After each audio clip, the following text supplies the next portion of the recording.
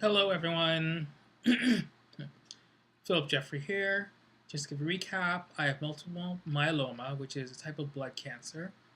I have had it for since 2006, and I've had a variety of different treatments. Since February, I've been on my fourth chemo treatment called Velcade. What that means is that for 4 weeks, I'll go into the hospital and every Friday and get an injection in my stomach. Each week it alternates. So week one, left hand side, week two, right hand side.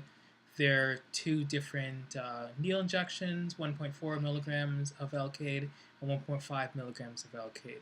In addition, I take a variety of pills.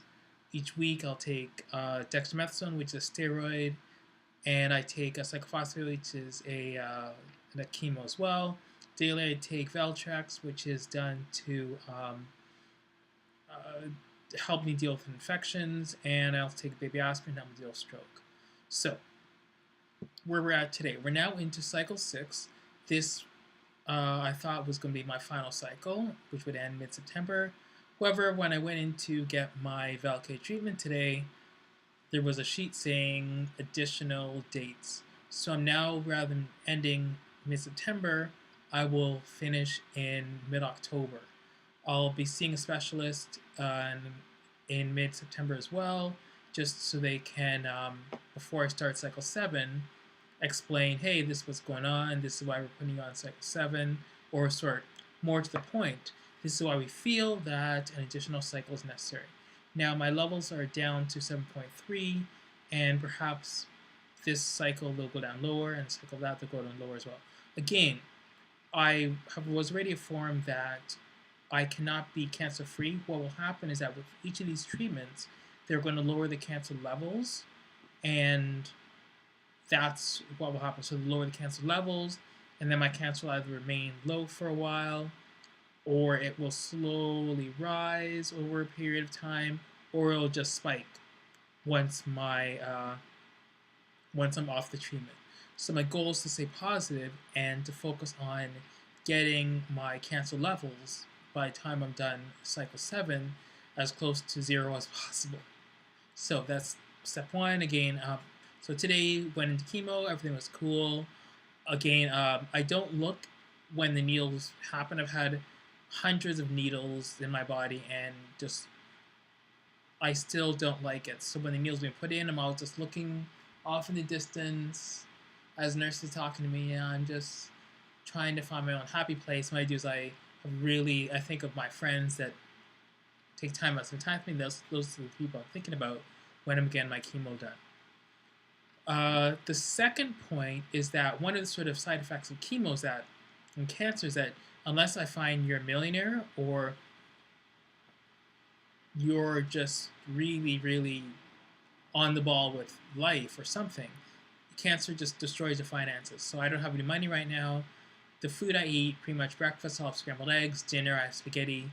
Tonight I had spaghetti that I made 2 nights ago, and because I still have it, so can't really put it to waste. And that's pretty much what I eat every day for dinner. And because it's really not very healthy, I decided today to go to the food bank to grab some food. It's the first time I've been, and I didn't really know what it was going to be like, what the process would be, that sort of thing. But in the end, I'm really glad I went, because I got food that I ordinarily could not afford to purchase myself and would not have. For example, I had an apple tonight after I had my spaghetti. I don't remember the last time I had an apple. I can't remember the last time I had fruit. I think maybe I had fruit last year, and apple maybe 2011, 2010. I don't even know, because I can't afford that stuff. I try and focus on the cheap stuff I can afford and stuff.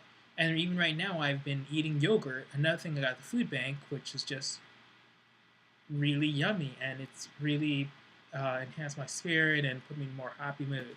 So the food I got at the food bank today has been just phenomenal. I just want to give a shout out to Vancouver Food Bank.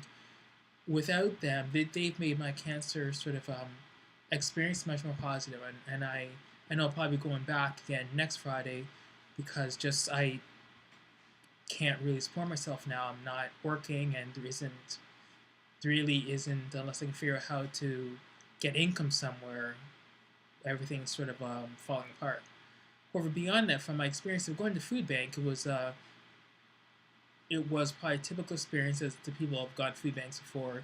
Variety of different races, all ages, people bringing their families, parents bringing their kids, different walks of life, people that you wouldn't suspect. It could have been us here standing in line to get tickets to a sports event or get tickets to a a speaker we wanted to hear. There was nothing really outward that you could tell that we were there for a food bank. So I guess what I want to sort of say is that, and also I found people were very extremely helpful there. Everything from the volunteers that just randomly came up and as I was just hanging out waiting to get in, just talked to me and asked me why I was there and what was not so much why I was there, but more so um, asking how I was doing, just general conversations about life, and I find that was really helpful. And the other people that are there to get food as well were also helpful to me as a first timer, just explaining the process of registering, of how the sort of line works to grab food, and having these sort of people that were in the know from past food experiences really helped to make the trip to today a lot easier. So I just want to send a thanks to Vancouver Food Bank for helping me out. I'm just really, really, really thankful that that I went today and for the positive experience I've had. So I think that's what I just want to get out today.